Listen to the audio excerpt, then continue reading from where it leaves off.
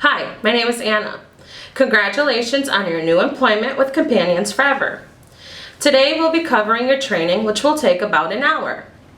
You should have with you the Companions Forever Manual, Universal Precautions Book, employment forms, and a blue or black pen. If you do not have one or any of these items, please pause and ask your supervisor or trainer for these materials. You should also have your driver's license, Social Security card, insurance card, and proof of citizenship. Please remit these items to your supervisor or trainer at the end of the training session.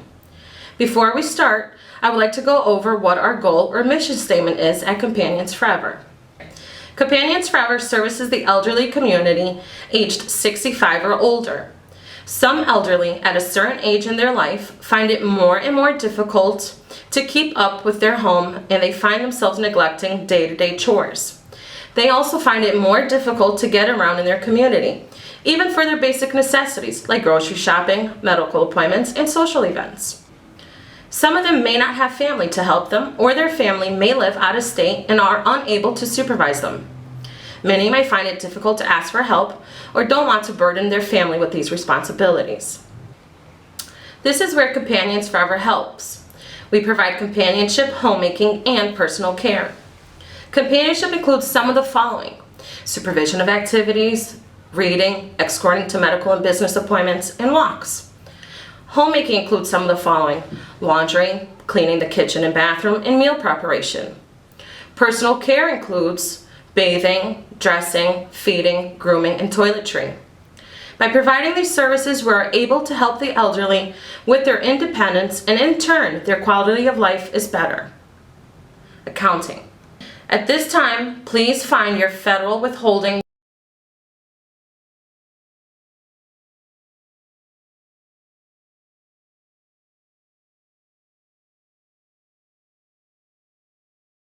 Please read and fill out the forms as indicated.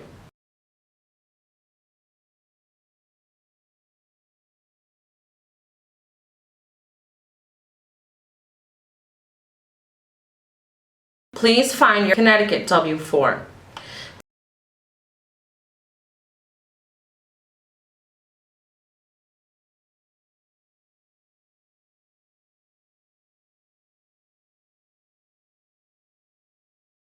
Please read and fill out the forms as indicated.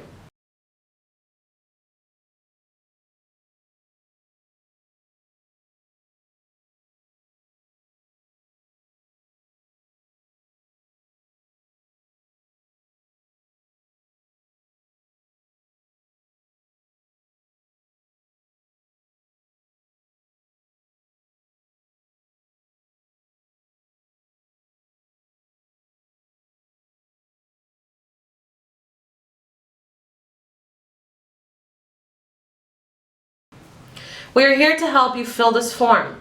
If you have any questions, please consult your accountant or IRS directly for further instructions.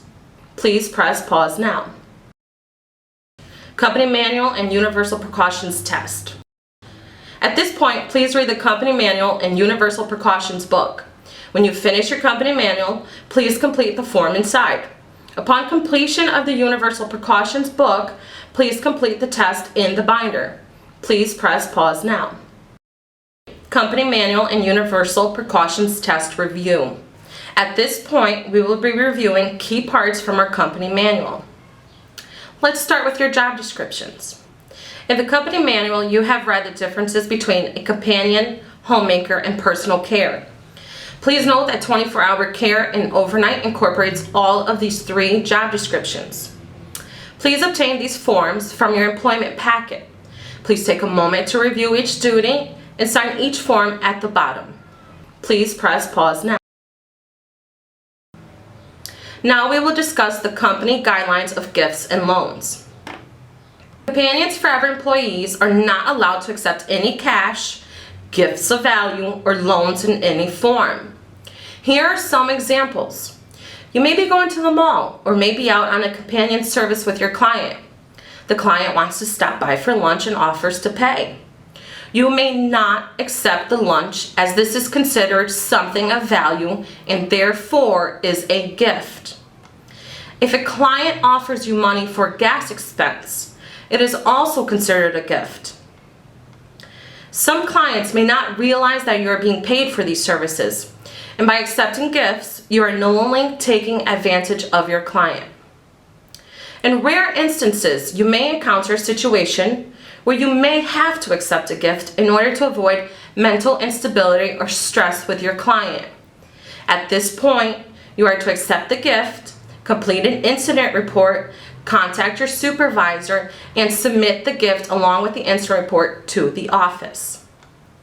If the client still continues to offer you gifts or loans, the polite thing to say would be, "I cannot accept any cash or gifts, and by you offering me gifts, it may jeopardize my employment with Companions Forever. And if that does happen, I will not be able to continue with your services." Next, we will cover your telephone usage. There is to be no personal telephone use, including, but not limited to, texting, emailing, internet, instant messages, or etc. You may not use their telephone for personal use. Understand, if you are with the client and you are texting or using the phone, this is very rude.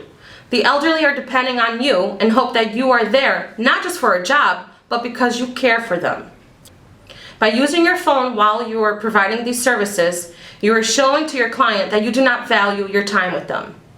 Understand, if clients tell you that you can use your phone or their phone, this does not give you permission to do so. Please remember that Companions Forever is your employer and not the client that you service. There are some exceptions when you can use the phone. If you're going to call the office, excuse yourself from the client, step into a different room, and call us back.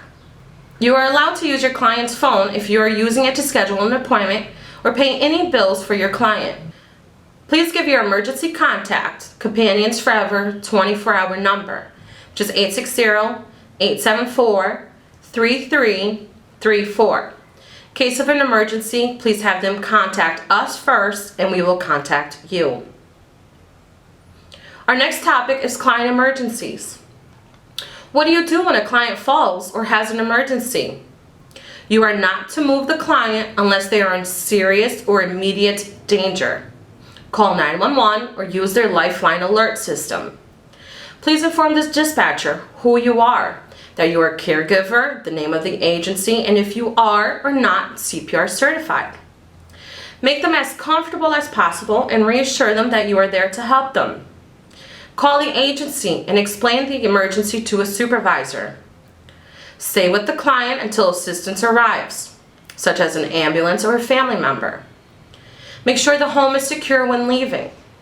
Complete an incident report and submit it to the agency as soon as possible.